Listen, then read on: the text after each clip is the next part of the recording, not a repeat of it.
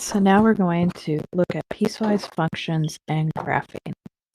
So remember, the definition of a piecewise function is a function defined by two or more functions over different intervals. And their nickname is Frankenstein functions because they're put together from different types of functions.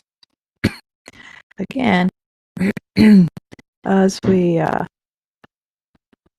looking at this from the last one, again, remember that y equals and that f of x is equal to y. Okay?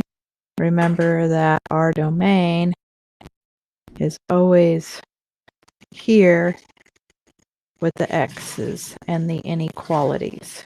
Okay? And now we're actually going to graph some functions. Okay, so they give us two functions here, and the first thing you want to do is look at them and determine the shapes of the graphs. What are we really looking at here? Yeah, we're looking at a parabola and a line. So let's see what else that we start with. Okay. Another thing that we need to do is to determine the boundaries of each graph. And that is done by looking at our x values. And you can see that both of them are beginning or ending at 0. So we highlight that with a red line going down the y-axis to let us know. Okay, we're going to graph the parabola first. So they graph the whole parabola, but notice that the parabola is where x is less than 0. So the right side of the parabola drops off, and notice that we have an open circle where x is equal to 0. Okay, now let's take a look at the line. We're going to graph the line where x is greater than or equal to 0. So we're going to graph the whole line, take a look at it, and then drop off anything that was less than 0.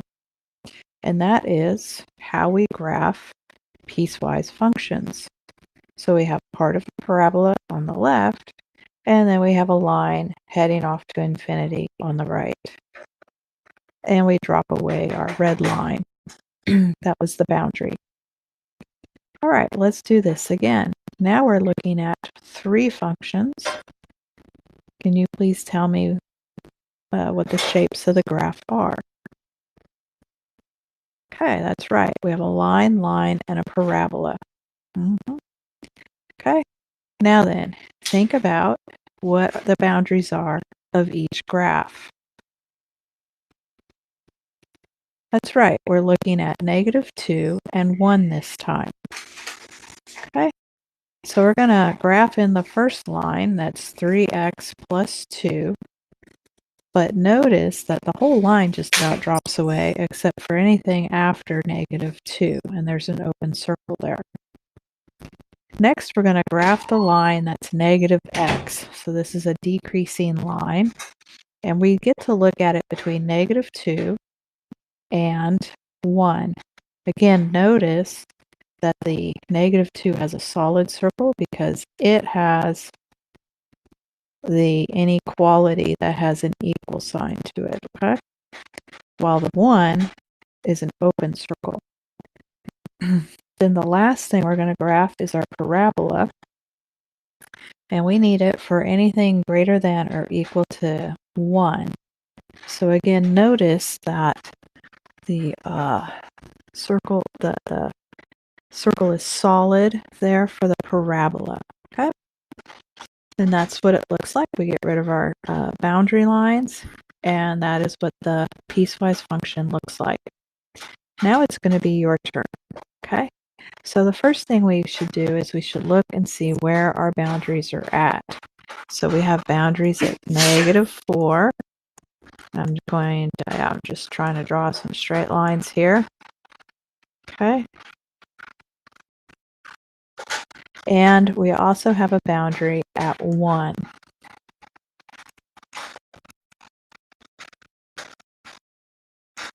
Okay. Now all of these are lines, so We're going to start at -4. If I put a -4 in where the x is, what value do I get?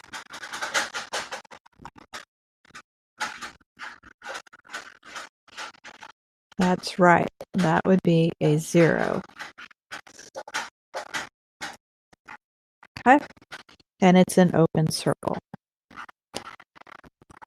And that means that the line is going to infinity as x is less than -4. Let's take a look at the next one. We have 2x plus 5 between -4 and 1. What if I put the 1 in there? What value do I get? That's right, we get a 7. Okay? What if we put a -4 in there? What value do we get? That's right, the value that we get is -3. Let's take a look at our last function now. Our last function starts at 1, and if we plug a 1 in where the x is, what value do we get? That's right, we get a 2. And then we plot this decreasing line. Remember, the slope is going to be over 1 and down 1. Okay, so you're using everything that you know about linear lines to plot these. Okay? All right, other questions that they can ask us about graphing piecewise function is the domain. What do you think the domain is of this? That's right, the domain is -infinity to infinity. Let's take a look at the range. What do we think the range is? That's right, the range is from -infinity up to 7. Okay, let's take a look at another set.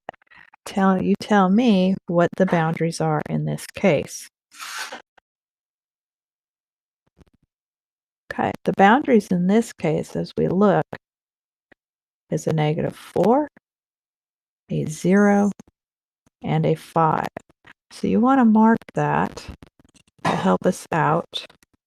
-4, the 0, and the 5. Okay. Notice that when we take a look at the first interval here from -7 to -4, that our y is a straight line. It's -3. And it's open at the -7, but closed at the -4.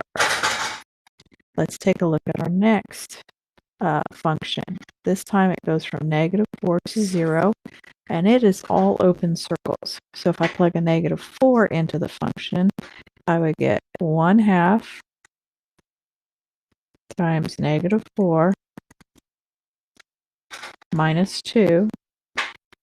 And what's that going to equal?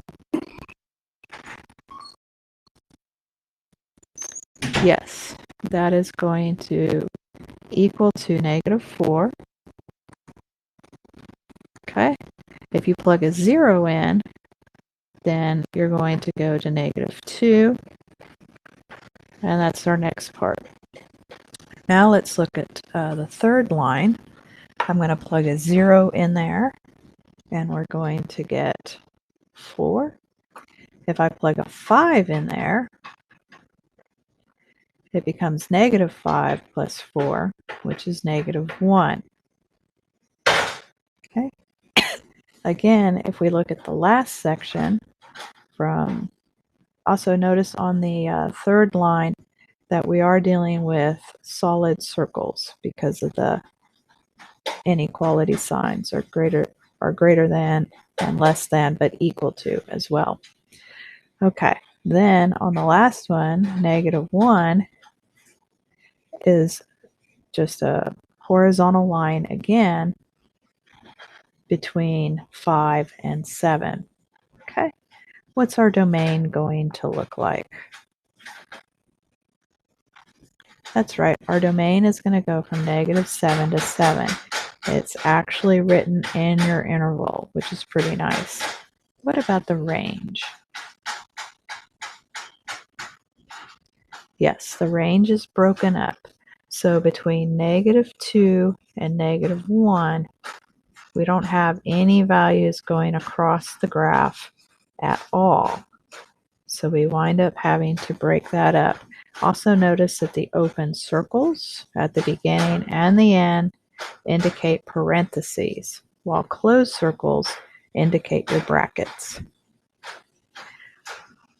All right, let's take a look at this one. In this one, what is our boundaries going to be? Yes, we have -3, a 0, and a 3 for our boundaries. So -3, a 0, and a 3 for our boundaries. Now we have 4 lines that we're going to look at. So we'll plug our numbers in, -6, and we'll wind up with a +2. It's a negative line. It's going to be going down. Plug in the -3. We're going to wind up at 1. Okay, notice they're both solid circles. Then we'll look at our second line, x plus 1. Plug in the -3. We're going to be at, if we plug in 0, we're going to, okay. All right, so that jumped, and we looked at actually the third line there, the x plus 4, okay, because it's open circled. Now we'll take a look at the second line, going from -2 to 1. And then we'll look at our last line, 3 to 7. And again, these are going to be closed circles. Okay? All right. What is our domain going to look like? And again, our domain is continuous. And you can just look at the -6 to 7. And that's going to be our domain. What about the range, though?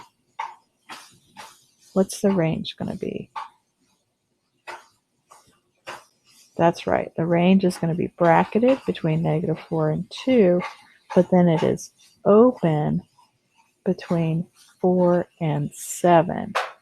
So we have this space here that we have absolutely no y values through.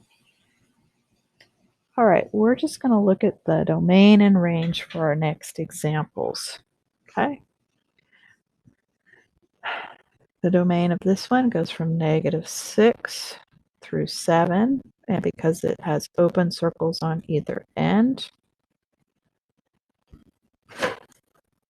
then they're just parentheses. Let's look at our range. Okay. Yes, our range goes from -1 all the way up to 5. And this also should be a, no. The reason why it's not a parenthesis and a bracket is because you have all of this in here at -1. Okay, let's look at this one. What is our domain?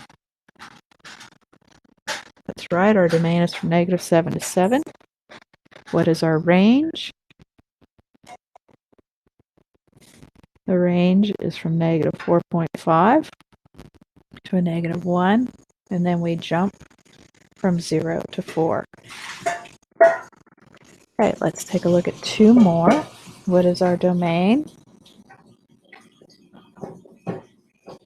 Yes, this time our domain jumps. We don't have anything at the -1 because there are 2 open circles there. What is our range?